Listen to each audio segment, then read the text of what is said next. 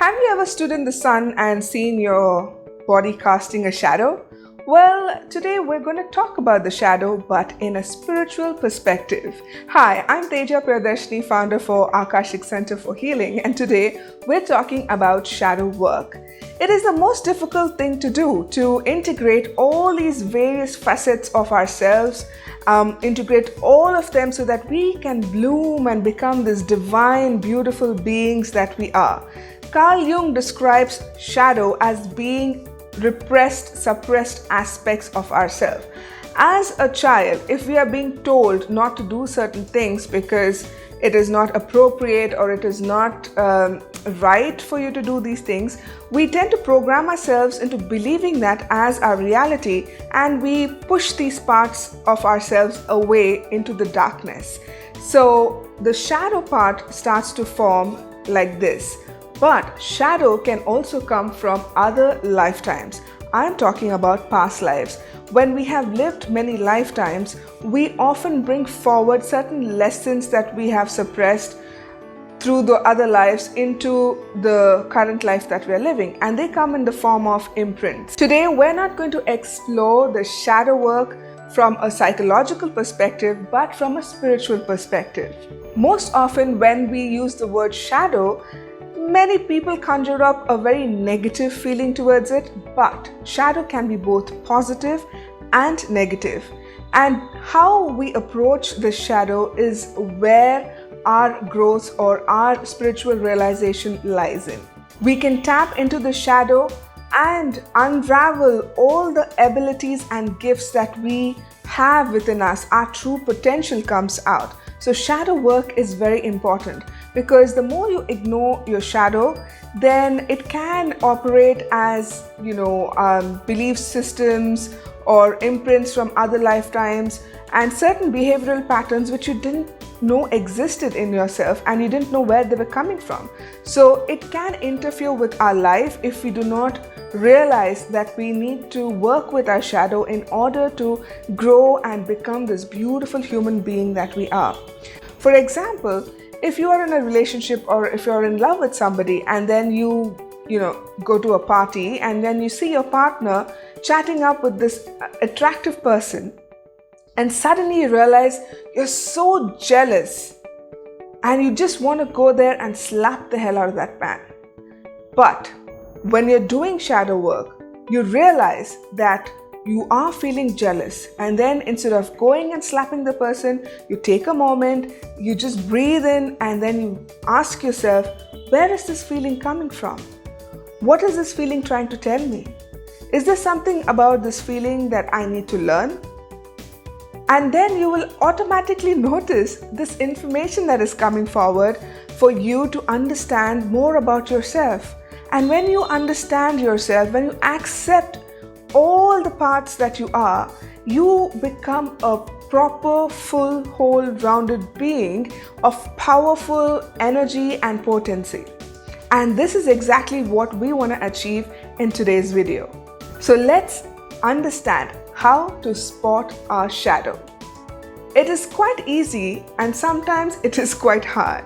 But the first thing in realizing that you have a shadow is when you are creating projections. What do I mean by projections? Have you ever found yourself shouting at somebody and saying, you are so stubborn, you are like this, you are like that? When we take a breath and realize that we are projecting our own feelings about ourselves onto the other person, that is when you realize you have a shadow and that you need to do the work to release all those projections that you are putting on the other person. So projections are an easy way of realizing that you have a lot of work that you need to do when it comes to your shadow. Projecting your stubbornness onto somebody or projecting your dislike of something on someone else is like watching yourself in a mirror. Every other person is like a mirror, and when we see how we are putting our feelings onto the other person so strongly, that is when we realize that, hey, hold up, there's something here that I need to understand. There's something here that I need to learn. Could I be projecting Is it something inside of me that is just wanting to come out and it's trying to get my attention in this way? This is when you understand or kind of spot your shadow. The next are emotional triggers. What triggers you emotionally? When you watch something sad, does that trigger you emotionally? What is that you're watching that is triggering that sadness in you? When you understand you have these emotional triggers, pay attention to what is it that is underneath all of that is actually triggering you. When you understand what is triggering you, you will be able to see that it is part of your shadow, something that you have repressed from probably this lifetime or another lifetime, and you can bring it forward to do the work on it. The third thing is to realize that there are repetitive patterns in your life, and when you kind of look at your life and see these patterns repeating, then you understand there is some lesson there that you need to learn, and it is not going to go away, or the pattern is not going to break until you do so. Most of the time, like in my case, I had a lot of relationships that were very, very bad and very abusive in a manner. And I didn't realize it until I kind of, stood back and looked at my life objectively and realized that I'm repeating this not just with one relationship, but with all my previous relationships. And that is when I understood that I have to break that pattern by doing shadow work. The fourth thing that you can do is introspection. This, I think, is the most difficult thing to do, because when you see projections or emotional triggers or even patterns, it's easier to spot your shadow and you can bring it forward to do the work on it. But introspection is something you need to do on your own. You need to start journaling your thoughts, your feelings, your emotions, your behavioral patterns to see where you have to do work on, where your shadow is, and how much of work that you need to do with regards to that. When you're journaling, ask yourself, what are the parts of me that I don't like?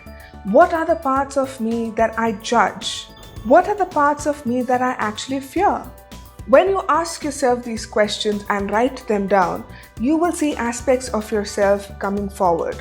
And this is one of the easiest ways to see your shadow even before you find an emotional trigger that shows it to you, or a projection, or even a pattern. When you're journaling, you tend to go inward, you tend to go deeper than usual and understand all these facets that you have. Because remember, you're a multi-dimensional being, and of course you'll have multiple facets to yourself. So when you understand all of that, you can really truly come into this divine power that you are. Now, let's see how we can do the shadow work. The first thing that you need to do is self-acceptance. All of these multiple facets of ourselves are still us. We need to accept it. We need to kind of integrate all of these multiple facets into ourselves and do it in a way where we are, doing it from a place of love and kindness towards our own self. We don't have to be afraid of these aspects of ourselves. In fact, once we integrate all of them, we'll be able to discover abilities and gifts that we've had inside of us all along. And just by self-acceptance, all of these come into the forefront. So self-acceptance is one of the most important things that you can do when you are doing shadow work. The next thing is observe without judgment. When you are seeing your shadow self and all of these aspects that are coming forward, try not to judge them. For example, the lady who is getting jealous because of her boyfriend, talking to another attractive person, when she realizes that she's getting jealous, the awareness is there. She's noticing that she's getting jealous, and she stops to take a breath and ask herself, okay, why am I feeling jealous? If there's another voice in your head going, oh, I should not be jealous, how can I be like this, I'm so stupid, I shouldn't be feeling like this, then that is you judging yourself for being aware of your shadow self.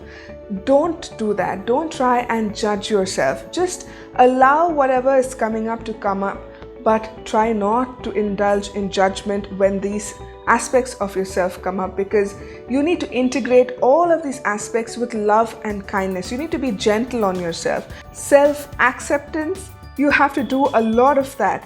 When judgments come up, you need to understand that these are aspects of yourself which you need to accept unconditionally, and you can't have any place for judgment when you're doing shadow work. The third and the most easiest thing to do is to do past life regression, to understand where all these different parts of you are coming from and kind of integrate all of them back into yourself. I am a QHHT practitioner, a quantum healing hypnosis technique practitioner, and I've seen many people doing past life regressions with me and are able to finally understand themselves so much better, understand why they behave a certain way or where all of these things in their life are coming from. Because remember, everything around us or within us is nothing but our own creation. So once we understand that and the lessons associated with each and every aspect of it, you kind of come out feeling more whole. You come out feeling like you understand yourself better, and that is another important aspect of shadow work. So if you can get yourself a past life regression session, go for it, because you will understand every little detail that is coming out when you're doing this shadow work. A fourth thing that you can do is do a childhood review. What do I mean by this? Usually when you're doing any sort of review, you can do it with journaling your thoughts. And when you're journaling your thoughts, ask yourself, was I completely accepted, by your parents or by your family for being born? Are there any aspects or behavioral patterns that you may have that are being judged or were judged when you were a child? What kind of expectations do your parents have or had on you as a child? When you write all of these thoughts down, you get to review your childhood and understand the various aspects of yourself that you have subdued or repressed because you were asked to do so. And when you understand that and bring them forward, by doing shadow work, you can heal these aspects and kind of come into your true power. I know I'm saying true power so many times because it is beautiful, the kind of abilities and gifts that come out when you do shadow work. The last point is discovering your gifts. How do you do that? Just ask yourself, if I wasn't so scared about my life, then what would I do? What are the abilities that I would have? What are the feelings I would feel? What are the kind of things I would manifest in my life?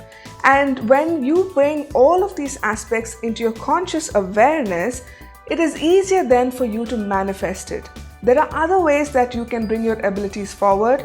That is through hypnosis. Hypnosis is a wonderful way that goes into your deep subconscious mind and reveals to you all these magical abilities and gifts that you possess already and kind of activates them. Have a great week. I love you guys so much, and I'll see you soon.